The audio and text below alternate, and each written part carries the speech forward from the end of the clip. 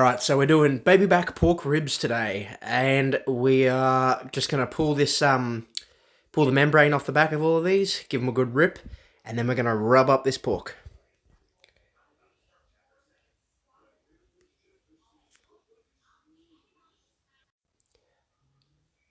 Right, so we're just going to spray the ribs with a bit of the apple juice, just to get that rub to stick, just so it sticks nicely and starts to sort of, spread out nice and evenly over the ribs.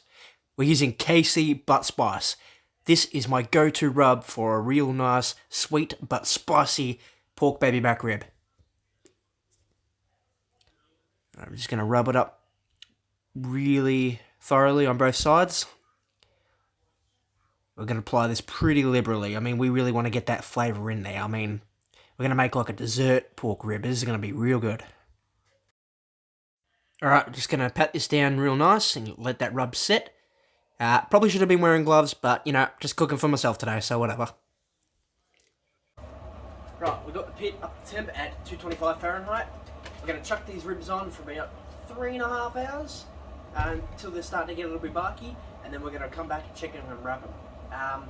We're not going to spritz anything just yet for the first few hours, unless it looks like it's starting to dry out real quick, but it's good to have this on hand, just if we need to spritz it to keep the meat moist. So we'll check it in a few hours, we'll see how we go. Okay, so we got our pit up to temp at about 225 Fahrenheit. We're going to put the ribs on, we're going to smoke them for about 3.5 hours, and then we're going to pull them off and wrap them and crutch them with some awesome stuff, which we'll film that bit as well.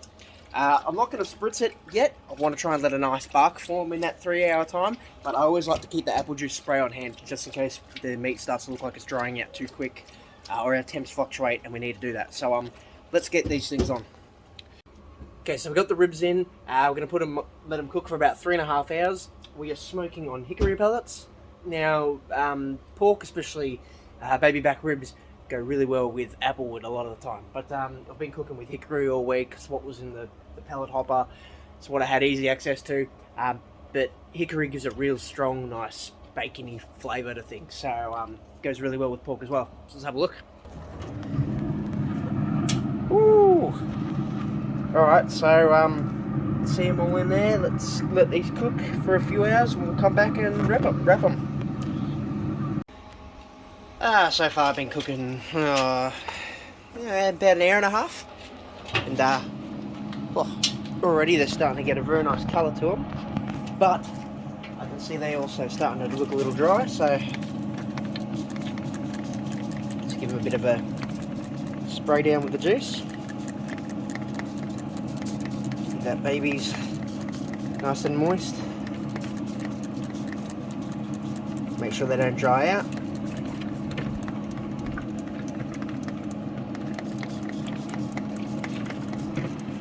Alright, we'll come back and check them again in an hour or so. Right, after 3.5 hours, we're going to wrap these babies. I've sprayed some apple juice down on the foil, and now I'm just going to line it with brown sugar. Right, now we've lined it with brown sugar, we put the ribs in it, meat side down, and just put a bit more brown sugar over the top of these ribs. That way they're going to soak it up during the wrap.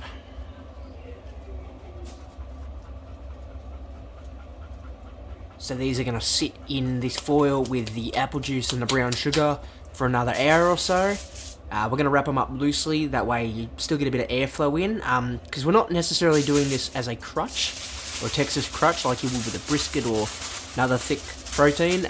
We're doing this as a flavour enhancement. So we've got the bark we want, and now we're just going to let it almost like bathe in the flavour that we've got here. And I find with this KC Butt Spice, sweet and spicy flavour, along with brown sugar and more apple juice, it comes out perfect. So we're just going to create a funnel here.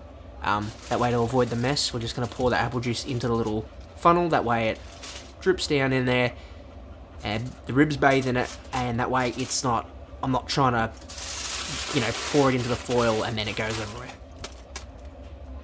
So after 3.5 hours unwrapped, then wrapped for an hour with brown sugar and apple juice, now just unwrapped for the next 20 minutes to let them hard, and look at them, they are getting ready to come out. that nice dark mahogany red colour. We'll come back and check them in 20.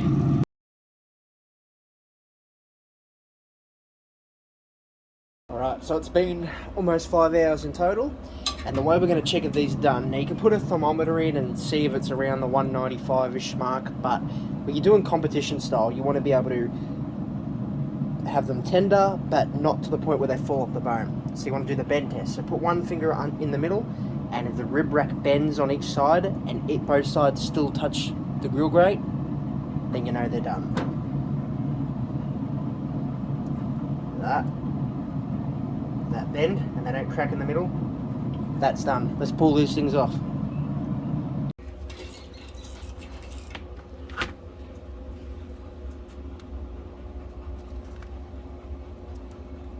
Look at that. Woo! Ready to cut.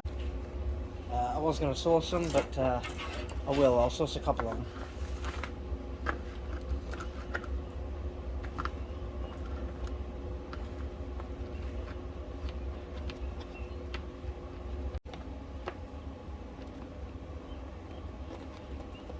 Right. Just going to show you all what you're dealing with.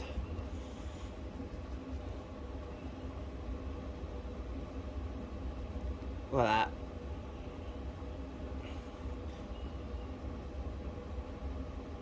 Oh.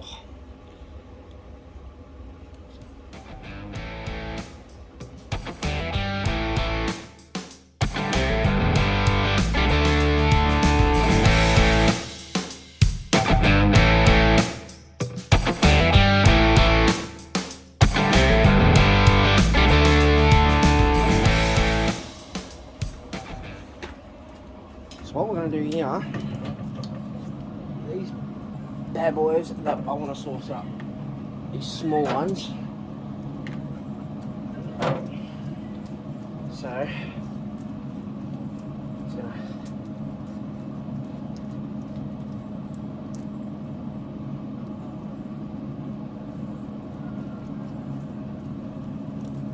to glaze those babies over.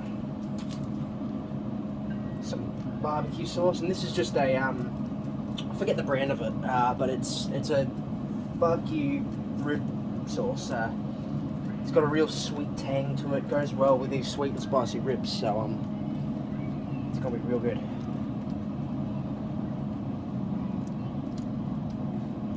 You just wait, mate. These are gonna be incredible. Smell fantastic too.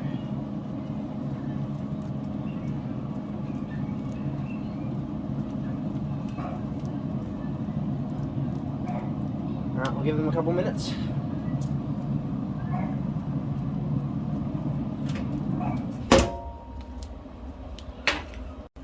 Alright, true test. Big juicy bit.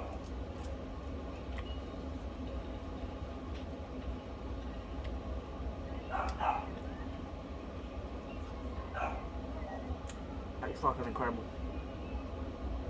Sweet, and then a spicy aftertaste. And the perfect amount of smoke. Keen to give the sauce ones a go. If you have a look,